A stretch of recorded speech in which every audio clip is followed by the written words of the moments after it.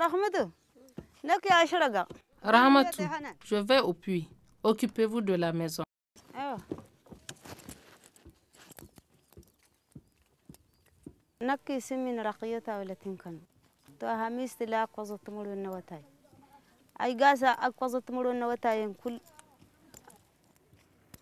Je m'appelle Rakiata.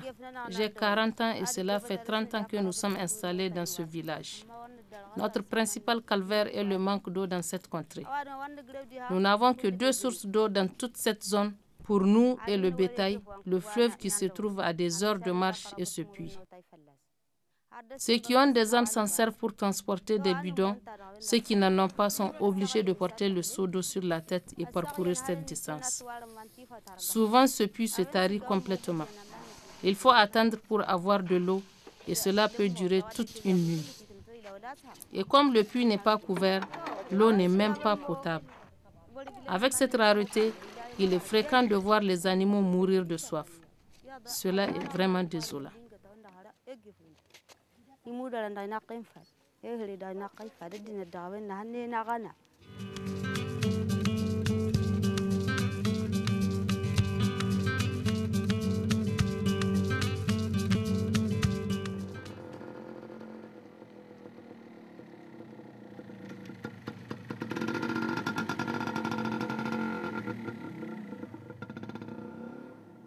La zone est caractérisée par des ressources en eau extrêmement limitées, disposant de débits faibles et difficilement mobilisables. SUSAID s'est lancé un défi pour l'amélioration de l'accès à l'eau potable des populations et du cheptel à travers la construction des ouvrages hydrauliques, dont 4 forages équipés de pompes à motricité humaine et une nouvelle mini AEP. SUSAID s'engage aussi au renforcement des capacités des populations pour la gestion des points d'eau et la sensibilisation des populations sur l'hygiène, la santé et l'assainissement autour des points d'eau.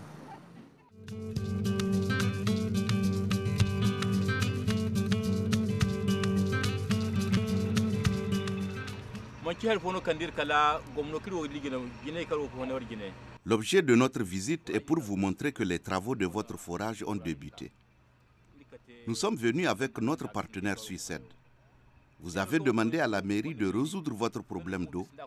Nous avons contacté notre partenaire qui a répondu à votre appel.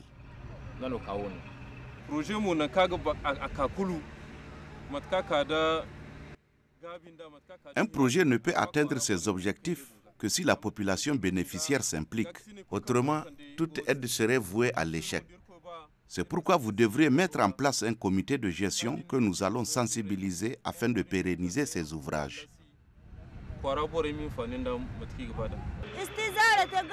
C'est nous qui souffrons, c'est nous qui passons toute une journée à parcourir des longues distances avec des seaux d'eau sur la tête. Notre souffrance n'a que trop duré. La possibilité d'avoir un forage positif est assez limitée. Et nous avons aussi des exigences, c'est des défis que nous devons relever, des exigences sur le débit, suivant que c'est une adduction d'eau potable ou un forage qui doit être équipé d'une pompe à motricité humaine. Il y a aussi des conditions liées aux analyses, parce qu'il ne faut pas aussi mettre à la disposition de la population le forage sans pour autant faire des analyses physico-chimiques pour certifier quand même que la qualité de l'eau est potable. Aujourd'hui, avec les 4 forages que vient de réaliser le partenaire SUSAID, nous nous réjouissons fortement parce que c'est l'une des priorités de notre programme de développement communautaire.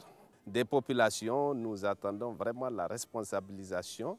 Nous voulons qu'ils prennent ces ouvrages à main et qu'ils en soient responsables pour la pérennité de ces ouvrages qui ont coûté très cher.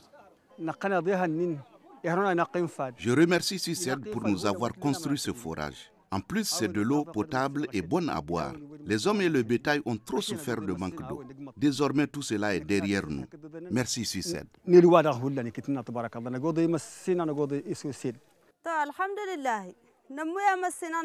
Nous sommes vraiment satisfaites. Désormais, nous avons de l'eau potable sous le pied. Nous allons boire de l'eau propre à notre soif sans faire de longs trajets. Fini donc les corvées interminables. nous pourrons manger, prendre une douche et dormir tranquillement. Même nos enfants pourront se laver tous les jours. Merci vraiment. Merci beaucoup.